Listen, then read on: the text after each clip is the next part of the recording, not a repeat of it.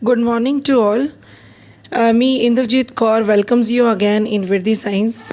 Actually today अपने last video के अंदर हम लोगों ने स्टडी किया था बायोटिक फैक्टर्स के बारे में, जैविक घटकों के बारे में डिटेल में हमने स्टडी कर लिया था। तो आप मेरी वीडियो उसमें देखकर आपको पता चल जाएगा। तो इसमें आज हम जो है उसी से रिलेटेड नेक्स्ट टॉपिक पढ़ रहे हैं, पॉपुलेशन इंटरैक्शन। तो what is population interaction? Actually population क्या है इसके बारे में हमें पहले पता होना चाहिए।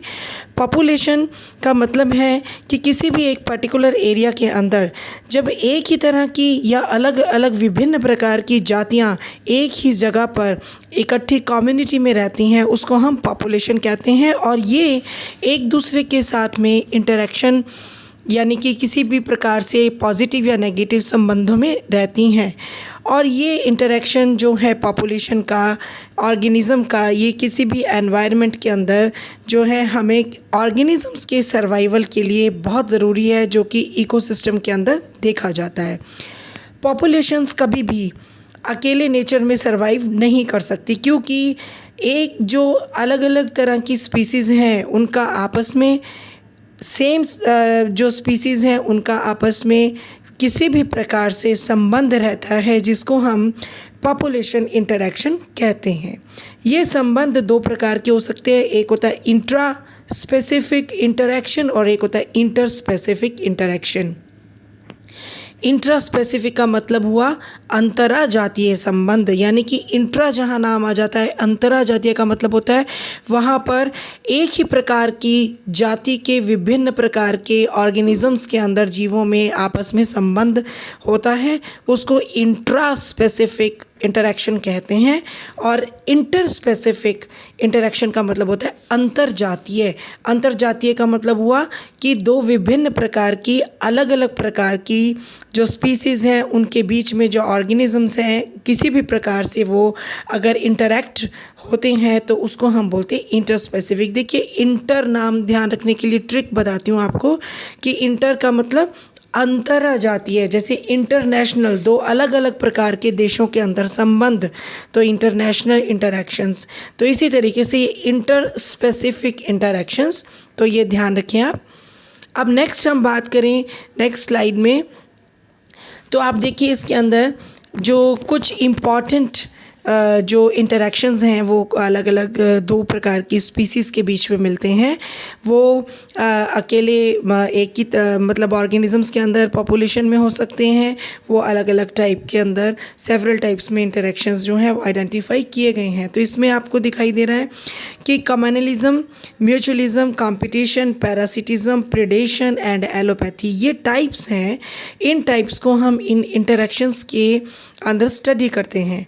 तो इसमें आपको साइन दिखाई दे रहे हैं plus, zero, plus plus, minus minus, plus minus, और इस तरह के जितने भी आप लोगों को साइन दिखाई दे रहे हैं, ये साइंस ये डिनोट करते हैं कि प्लस का मतलब है कि एक जाति को बेनिफिट हो रहा है, और कमेंसलिज्म में लिखा गया है एक तरफ ज़ीरो एक में प्लस, तो एक जाति उससे बेनिफिट ले रही है और जबकि दूसरी को ना उसमें नुकसान हो रहा है ना ही किसी प्रकार का बेनिफिट हो रहा है। म्यूचुअलिज्म में दो प्लस दिखाए हैं, तो इसका मतलब है कि दोनों ही जातियां एक दूसरे से बेनिफिट में रहती हैं। कंपटीशन में दोनों को ही नुकसान होता है। पैरासिटिज्म में एक को नुकसान होता है और एक को लाभ होता है। प्रेडेशन और एलोपैथी में भी आप यही देखेंगे। तो ये साइंस के बेस में हमें पता चलता है कि अगर दो तरह की स्पीसीज़ के अंदर इंटरैक्शन है तो वो किस तरह का है, दोनों में लाभ हो रहा है, दोनों में आपस में नुकसान हो रहा है। अब इसी से रिलेटेड आपको इस स्लाइड में दिखाई दे रहा है पॉपुलेशन इंटरैक्शन दो तरह का हो सकता है, पॉजिटिव भी हो सकता है या वो नेगेटिव भी होता है, या some of the times it can be in neutral, यानी कि ज़ीरो जहाँ लिखा होगा इसका मतलब है कि उसमें एक जाति को कोई भी प्रभाव नहीं पड़ रहा। तो इसके अंदर, इस डाटा के अंदर आप लोग स्पीसीज़ ए और स्पीसीज़ बी और आगे नेम ऑफ इंटरैक्शंस हैं, इसमें वही चीज़ है जो हमने लास्ट स्लाइड में अभी देखी। नेक्स्ट हम देखते हैं इनमें एग्जाम्पल्स। फर्स्ट है म्यूचुअलिज्म। म्यूचुअलिज्म क्या है? म्यूचुअलिज्म एक टाइप है सिम्बायोसिस का, जो कि पॉपुलेशंस के अंदर जितने भी इंटरेक्शंस होते हैं उसमें दोनों ही स्पीसीज़ को बेनिफिट होता है। तो म्यूचुअलिज्म जो है दो तरह की हो सकती है। एक ऑब्लिगेट का मतलब है वैकल्पिक, यानी कि उसके अंदर ये ज़रूरी है कि दोनों में से सर्वाइवल के लिए उसके अंदर एक या दूसरी स्पीसीज़ जो है दोनों ही स्पीसीज़ वहाँ हो। लेकिन फैकल्टेटिव टाइप का म्यूचुअलिज्म जहाँ पर दिखाई देता है उसके अंदर जो एक स्पीसीज़ होती है वो तब सरवाइव कर सकती है अगर दूसरी स्पीसीज़ ना हो। इसका मतलब क्या हुआ कि ऑब्लिगेट के अंदर दोनों ही स्पीसीज़ का होना बहुत ज़रूरी है। व्हेनेवर इन द फैकल्टेटिव में अगर एक स्पीसीज़ जिसके ऊपर दूसरी स्पीसीज़ आश्रित है अगर वो किसी कारण से नहीं है तो भी वो पहले वाली स्पीसीज़ ए जो है वो अपने आप को वहाँ सरवाइव कर सकती है। इसमें अब बहुत सारे एग्जांपल्स हैं। देखिए पॉलिनेशन जो है बहुत कॉमन एक प्रोसेस है जो हमें पता चलता है। देखिए डिफरेंट टाइप के इंसेक्ट्स होते हैं जो कि फ्लावर्स के ऊपर, और बर्ड्स होते हैं जो कि फ्लावर्स के ऊपर या प्लांट्स के ऊपर जो है वो फीड करते हैं, तो वहाँ से उनको नेक्टर मिलता है, उनका भी बेनिफिट होता है। और उन प्लांट्स से जो पॉलन ग्रेन्स हैं, जो परागकण होते हैं, वो परागकण दूसरे उसी की स्पीसीज़ की मादा पौधे में जो है ले जाने का कार्य करते हैं। ये जो डिफरेंट टाइप के बीच में वाहक होते हैं, ये दोनों ही उसको, यानी कि दोनों में क्या इसमें बेनिफिट हुआ कि इनको जो इंसेक्ट्स होते हैं इनको नेक्टर मिल जाता है और जो फ्लावर्स होते हैं उनका पॉलिनेशन हो जाता है। दूसरा इसमें एग्जांपल देखिए सिम्बायोटिक जो नाइट्रोजन फिक्सर है, ये हमने स्टडी किया है कि जो नाइट्रोजन है, हमें मालूम है कि नाइट्रोजन हमारे एनवायरनमेंट में 80% के नियर अबाउट नाइट्रोजन जो है वो प्रेजेंट है। बट प्लांट्स जो है डायरेक्टली नाइट्रोजन को नहीं ले सकते, तो उन्हें पहले उसको अमोनिया में फिक्स करना पड़ता है। उसके लिए हमें कुछ कन्वर्टर्स की ज़रूरत होती है लाइक बैक्टीरियाज, और जो कि अमोनिया से इस नाइट्रोजन को आगे नाइट्रेट्स में चेंज कर सके। और ये नाइट्रेट्स जो हैं इसमें बैक्टीरियाज का रोल ये रहता है कि बैक्टीरियाज जब वो नाइट्रेट्स में चेंज कर देते हैं तो वो प्लांट्स की जड़ें, उनमें वो नोड्यूल्स आ जाते हैं, और वो नोड्यूल्स के थ्रू ये जो प्रोसेस है इनके अंदर नाइट्रोजन की सप्लाई का वो रहता है। इसके लिए बैक्टीरियाज का बहुत बड़ा इम्पॉर्टेंट रोल रहता है, जो कि लेग्यूमिनेसी फैमिलीज़ में हम देख सकते हैं। अब जो नाइट्रोजन फिक्सन है, ये नाइट्रोजन फिक्सर जो बैक्टीरियाज होते हैं, जैसे राइजोबियम है, राइजोबियम ये क्या करता है, ये हमारी जितने भी एंटर कर लेता है, जो रूट हेयर्स होती हैं लेग्यूमिनेसी फैमिली की, उसके अंदर एंटर कर लेते हैं, और जो प्लांट्स है उसमें नोड्यूल्स गांठों के रूप में गांठें बना देते हैं। अब जो होस्ट प्लांट होता है वो इन राइजोबियम के लिए कार्बोहाइड्रेट, एमिनो एसिड्स और न्यूट्रिएंट्स जो होते हैं वो उनको प्रोवाइड कराता है। तो इससे उनका लाइफ जो है उसकी ग्रोथ में, रिप्रोडक्शन में हेल्प होती है। और ये जो बैक्टीरियाज हैं ये नाइट्रोजन को फिक्सिंग करके अमोनिया से नाइट्रेट्स में चेंज करते हैं ताकि प्लांट्स उसको ले सके। तो दोनों का ही इसमें बेनिफिट होता है। नेक्स्ट एग्जांपल में सोयाबीन एंड राइजोबियम जो है उसके कनेक्शन के बारे में बताया, जो अभी हमने डिस्कस किया कि नाइट्रोजन डायरेक्टली तो नहीं ले सकते, तो इसके अंदर जो भी राइजोबियम बैक्टीरिया हैं ये नोड्यूल्स के थ्रू ये हेल्प करते हैं नाइट्रोजन, डायरेक्ट ली गई नाइट्रोजन को चेंज करने में इन नाइट्रेट्स में। और इस सोयाबीन के जो प्लांट्स के नोड्यूल्स होते हैं और उनसे ये राइजोबियम बैक्टीरियाज जो हैं वो अपने ग्रोथ के लिए वहाँ से कार्बोहाइड्रेट, एमिनो एसिड्स और अदर न्यूट्रिएंट्स जो होते हैं वो लेते रहते हैं। नेक्स्ट देखिए लाइकेंस हमने पता है लाइकेंस क्या है, बहुत अच्छा एग्जाम्पल है म्यूचुअलिज्म का। इसमें देखते हैं कि दो डिफरेंट स्पीसीज़ हैं जिसमें एक एल्गी है और एक फंगस है। एल्गी जो होती है उसको हम फाइकोबायंट्स कहते हैं और फंगल पार्टनर को हम माइकोबायंट्स कहते हैं। जो फंगस होती है एक्चुअली ये हेल्प करती है वाटर को और मिनरल्स को रिटेन करने के लिए, और जो एल्गी होती है क्योंकि फंगस जो फंगस होती है, जो फंजाई है उसके पास फोटोसिंथेसिस का ऑटोट्रॉफिक मोड ऑफ न्यूट्रिशन नहीं होता, स्वपोषी नहीं होते, क्योंकि उनमें क्लोरोफिल क्लोरोफिल नहीं रहता, लेकिन एल्गी के अंदर क्लोरोफिल होता है, तो वो प्लांट्स जो होते हैं वो अपना भोजन बना सकते हैं।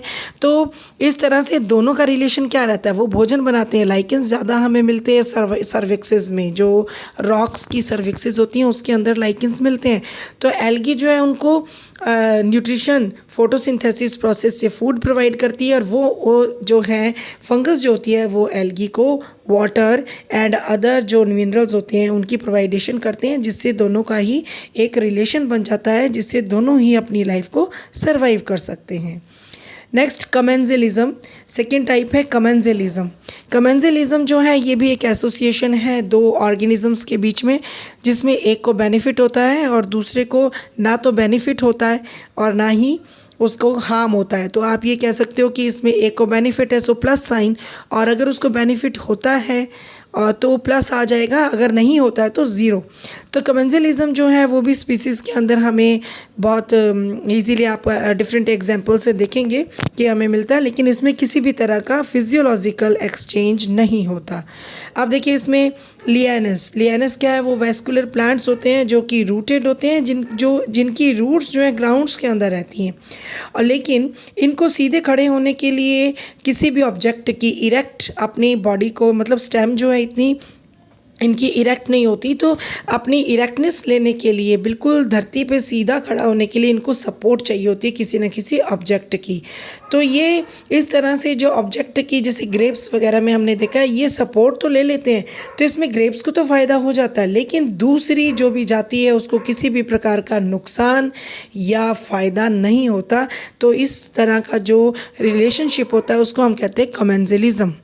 नेक्स्ट है इसमें एपीफाइट्स। एपीफाइट्स ऐसे प्लांट्स होते हैं जो कि ग्रो करते हैं, दूसरे प्लांट्स पे उग जाते हैं, और इनकी जो ग्रोइंग होती है दूसरे प्लांट्स पे, ये एपीफाइट्स के अंदर और लिनियस के अंदर एक सबसे बड़ा चेंज ये होता है कि वो रूटेड होते हैं, यानी कि ज़मीन में लिनियस जैसे ग्रेप्स वगैरह उनकी जड़ें ज़मीन में होंगी, लेकिन जो एपीफाइट्स होते हैं उनकी जड़ें नहीं होती ज़मीन में, लेकिन ये भी उसी तरह से ग्रोन अप होते हैं जैसे कि सपोर्ट के साथ में, बट ये सनलाइट है, मॉइस्चर है, उसके लिए सपोर्ट के साथ में होंगे। और ये इसके अंदर डिफरेंट प्रोसेस यही रहता है कि इनमें रूट्स जो है सॉइल के अंदर नहीं होती हैं, और इनमें कुछ स्पेशल टाइप की रूट्स होती हैं जो कि एब्जॉर्व कर लेती हैं मॉइस्चर को, न्यूट्रिएंट्स को, जो कि बाहर से मॉइस्ट ह्यूमिड वाली यानी कि आर्द्रता वाली जो एयर होती है उससे जो अपने फूड को ये वहाँ से एब्जॉर्व कर लेती हैं। इसमें आप ऑर्चिड स्पीसीज़ की बारे में अगर स्टडी करें हम लोग डिटेल में, तो वो एक कमेंजलिज्म का एग्जाम्पल है। नेक्स्ट देखिए एग्जाम्पल अब अपने egrets for ageing in field among kettles. इसमें इस स्लाइड में हम ये देख रहे हैं कि जो कैटल्स होती हैं जब वो फील्ड में ग्रेज मीन्स चारा खाने के लिए इधर उधर घूमती हैं, तो उनकी जो मूवमेंट होती है उन मूवमेंट से कई बार क्या है, जो इंसेक्ट्स होते हैं वो इंसेक्ट्स टायर्ड अप हो जाते हैं और वो उनको फॉलो करने लगते हैं, तो किसी भी तरह से उनकी बॉडी में वो जो है वो फीड करना शुरू कर देते हैं। तो जो एग्रेट्स हैं वो उनको बेनिफिट ये होता है कि इनके रिलेशन से कि जो लाइफ स्टॉक है यानी जो पशु वगैरह होते हैं वो तो उनको तो उनका भोजन मिल जाता है, और जो लाइफ स्टॉक है लेकिन उनको किसी प्रकार का नुकसान नहीं होता। तो ये भी कमेंजलिज्म का एक अच्छा एग्जाम्पल है जो हमें दिखाई देता है। नेक्स्ट है allopathy. Allopathy is a biological phenomena by which an organism produces one or more biochemicals that influences the growth, survival and reproduction of other organism। देखिए एलोपैथी हम नाम भी सुनते हैं कि एलोपैथी दवाई है, एक्चुअली एक बायोलॉजिकल प्रोसेस होता है जिसके अंदर जो ऑर्गेनिजम्स हैं उनकी बॉडीज़ में बायोकेमिकल जो है वो प्रोड्यूस होता है, जो कि ग्रोथ को और उसकी वजह से होने वाले सर्वाइवल को या रिप्रोडक्शन जो होता है उसमें हेल्प करते हैं। ये बायोकेमिकल्स जो होते हैं इनको हम एलोकेमिकल्स कहते हैं। ये दोनों तरह के हो सकते हैं, अगर ये बॉडी में किसी भी तरह का नुकसान नहीं देते तो इनको पॉजिटिव एलोपैथी बोला जाता है जो बेनिफिशियल रहते हैं, और अगर ये नुकसान करते हैं हमारी बॉडी में किसी भी प्रकार से उनको नेगेटिव एलोपैथी बोला जाता है, जिनको डेट्रीमेंटल भी कहा जाता है, और ये कहीं ना कहीं टारगेट ऑर्गेनिजम्स को इफ़ेक्ट करते हैं। अब जो प्लांट एलोपैथी होती है वो यूज़ की जाती है by mean of survival in nature, reducing competition from the plants nearby. भाई प्लांट्स के अंदर जो कंपटीशन प्रोसेस को कम करने के लिए इनको भी हम लोग, ताकि दूसरे प्लांट्स जो हैं वो सर्वाइव कर सके, उसके लिए यूज़ करते हैं। तो अब इसमें अगर हम देखें कि एलोपैथी में देखिए जो प्लांट्स हैं वो भी compete करते हैं, प्लांट्स में भी कंपटीशन रहता है। कैसे? सनलाइट को लेने के लिए, ठीक है, अपनी स्पेस के लिए, क्योंकि जो बड़े प्लांट्स होंगे, देखिए प्लांट्स में ग्रास है, घास आती है, हर्ब्स आती हैं और श्रब्स आती हैं। हर्ब्स का मतलब है शाख, जो छोटे छोटे पौधे होते हैं, और उनसे थोड़ी झाड़ियों टाइप होती हैं श्रब्स, और सबसे बड़े ऊंचे जो होते हैं वो ट्रीज़ होते हैं। तो इसमें जो प्लांट्स हैं वो भी compete करते हैं अपने आप को जीवन यापन करने के लिए, ज़िंदा रखने के लिए। तो इनमें जो कंपटीशन रहता है वो भी फास्टर कई तरह से होता है। जैसे कुछ ट्रीज़ जो होते हैं उनके अंदर जो प्लांट्स हैं वो compete करते हैं। जो सॉइल है, सॉइल के अंदर अगर कोई पॉइज़न है या सनलाइट के लिए वो अपने compete करेंगे। तो इस तरह से जैसे ब्लैक वॉलनट ट्रीज़ जो हैं उनको हम लोग वो स्पेस के लिए जो है प्रोटेक्ट करते हैं। तो इसके अंदर जो by poisoning the soil with the chemicals from their roots, तो वो जो रूट्स, जो जड़ें होती हैं पौधों की, उनसे वो केमिकल्स को ले लेते हैं। और जो रॉटिंग लीव्स यानी इधर उधर जो पड़ी हुई लीव्स होती हैं, तो इस तरह से ये कुछ प्रोसेसेस जो डेजर्ट एरियाज़ होते हैं उनके अंदर भी जो प्लांट्स हैं ये केमिकल्स को रिलीज़ करते हैं, ताकि वो स्पेस एक रखें जिससे कि वो ग्रोन अप हो सके। तो ये एक कुछ इम्पॉर्टेंट टर्म्स थी जिसमें हमने स्टडी किया म्यूचुअलिज्म के बारे में, जिसमें हमने स्टडी किया कमेंसलिज्म के बारे में, और हमने स्टडी किया एलोपैथी के बारे में। तो ये ऐसी इम्पॉर्टेंट टर्म्स हैं जो जिसके बारे में साइंस के साथ में क्वेश्चंस जो हैं कॉम्पिटिटिव लेवल पर पूछे जा सकते हैं। तो इसमें नेक्स्ट वीडियो के अंदर मैं आपको कंपटीशन जो